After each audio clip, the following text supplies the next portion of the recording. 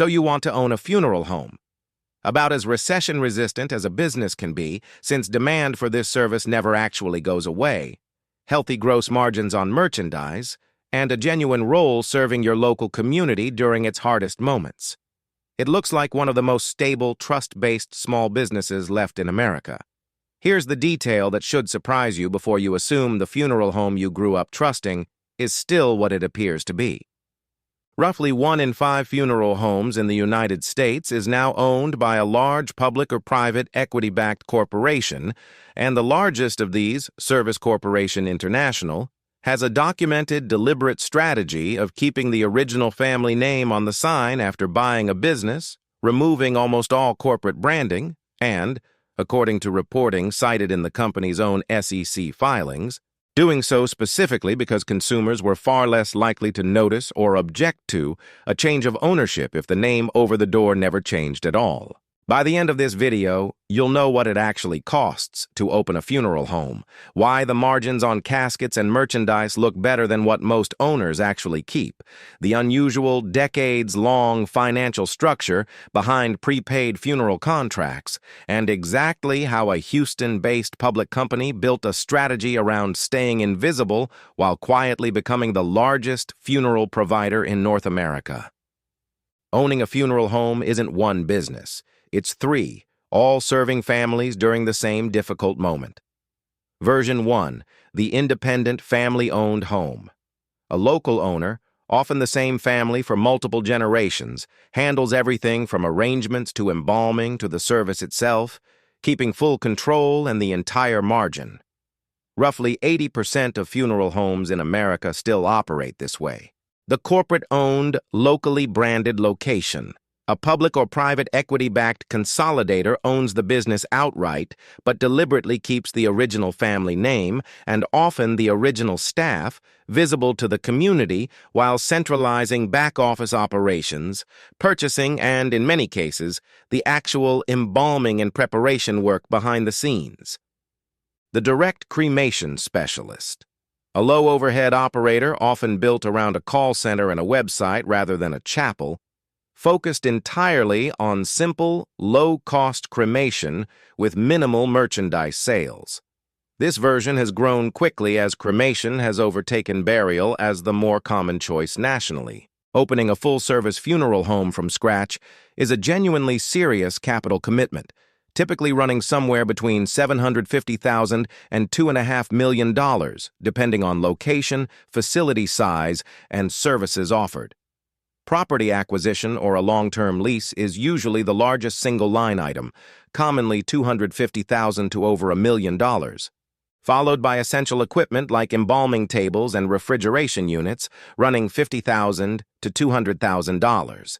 Initial casket and merchandise inventory adds another $20,000 to $80,000, since most funeral homes stock 15 to 25 display models spanning basic cloth-covered options to premium hardwood and metal caskets, plus urns, vaults, and memorial products on top.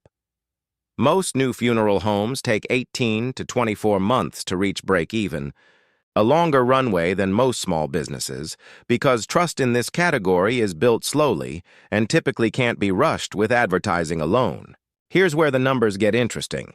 Caskets and related merchandise carry genuinely strong gross margins, typically 40 to 50%, with funeral homes commonly earning around a 40% commission on caskets, urns, and grave markers specifically. That's the number people usually cite when they talk about funeral home profitability, and it's real, but it's also only one piece of the business. Once you blend merchandise margin together with the labor-intensive service side, staffing, facility costs, vehicle maintenance, and the licensing and regulatory compliance embalming and funeral direction require, overall gross margins across the whole business typically land between 25 and 40%.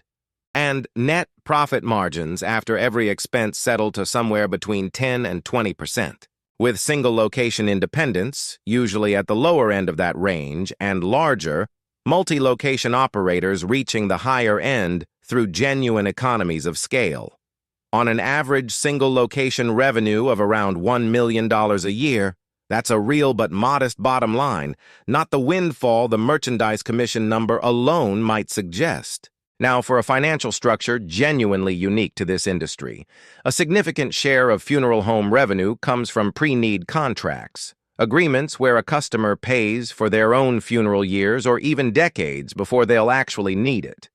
State law generally requires a substantial percentage of that money, commonly around 70% in states like Florida, to be placed in a protected trust rather than spent immediately, specifically to guarantee the funeral home can still deliver the promised service decades later, regardless of what happens to the business in the meantime.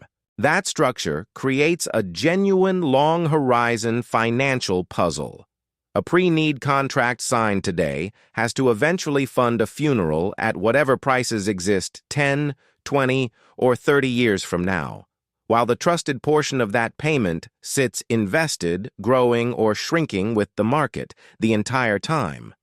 Manage that trust conservatively and the arithmetic works. Manage it aggressively or improperly, and a funeral home can end up performing an already paid-for funeral at a real loss decades later. Precisely, the mismatch litigation across the industry has periodically alleged happened at scale. Here's the part of this industry almost no grieving family walking through the door has ever pieced together. Service Corporation International, based in Houston and traded publicly on the New York Stock Exchange, owns somewhere between 1,500 and 1,900 funeral homes and cemeteries across North America, generating around $4 billion in annual revenue. And according to reporting cited directly in the company's own SEC filings from the 1990s, SCI's growth strategy depended specifically on most consumers never realizing a change of ownership had happened at all. When SCI acquires an independent funeral home, it almost always keeps the original family name on the building, keeps the original staff, and often the original management, and adds essentially no visible corporate branding beyond, at most, a small pin on an employee's lapel. Reporting from the era describes the strategy in blunt terms. Chains preferred to keep the previous owners on, with good pay and benefits, specifically to preserve the appearance of an unchanged family business. Most consumers, according to that same reporting, never even noticed their local funeral home had been sold to an outside firm at all. Behind that unchanged storefront, the operational reality has often shifted considerably. Industry analysts describe what's sometimes called a hub-and-spoke model. The historic funeral home with its chapel and viewing rooms functions largely as a sales floor, what people see and trust, while embalming and preparation increasingly happen at a centralized facility serving multiple locations at once, with the body itself often present at the original home for a comparatively short window. The emotional experience a family has is built around continuity and heritage. The actual operations behind it have frequently been consolidated for efficiency in ways the family walking through the front door has no easy way to see. SCI's expansion has been built substantially through acquisition. It bought rival consolidator Alderwoods in 2008 and paid $1.4 billion for Stewart Enterprises, the industry's third-largest company, in 2013, a deal significant enough that federal regulators required SCI to divest 53 funeral homes and 38 cemeteries across dozens of local markets, and subjected the combined company to a decade of additional regulatory review before making further acquisitions in those same markets. The National Funeral Directors Association projects the overall industry will keep growing slowly, at roughly 1.2% a year, reaching around $20 billion in revenue by 2029. Roughly 80% of funeral homes remain independently owned today, a majority position, but one that's been slowly eroding for decades as consolidators like SCI and its smaller publicly traded rival, Carriage Services, continue acquiring family businesses, one storefront at a time, almost always leaving the name on the door exactly as it was. A family maintains full independent ownership across multiple generations, managing pre-need trust funds conservatively and transparently, disclosing exactly how prepaid funds are protected, and diversifying revenue across burial, cremation, and memorial event hosting, rather than depending heavily on any single service line. At a net margin near the higher end of the typical range, this family earns a stable, real income, and, despite regular acquisition interest from regional and national consolidators, keeps full control of both the business and the name that's carried real meaning in their community for decades. A similarly sized independent family business accepts an acquisition offer from a national consolidator during a difficult transition period, negotiating a deal that lets the family keep working under their own name and, on the surface, nothing visibly changes for the community. Behind that unchanged storefront, purchasing, staffing decisions, and eventually embalming and preparation shift to centralized systems the family no longer directly controls. The financial upside of decades of future pre-need contracts and merchandise sales now accrues primarily to shareholders of a public company headquartered 1,000 miles away, while the family that built the reputation over generations becomes, functionally, management working under their own inherited name. Oh, the next time you drive past a funeral home with a warm, familiar family name on the sign. That name might be telling the truth, or it might be exactly what a much larger company is counting on you to assume. The chapel, the flowers, and the family name over the door were never really the whole business.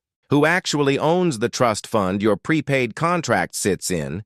Who's really managing the operation behind that unchanged storefront, and whether the family name still means what it once did, that's the real economics of this business, and it's built, quite deliberately, to be almost impossible to see from the sidewalk.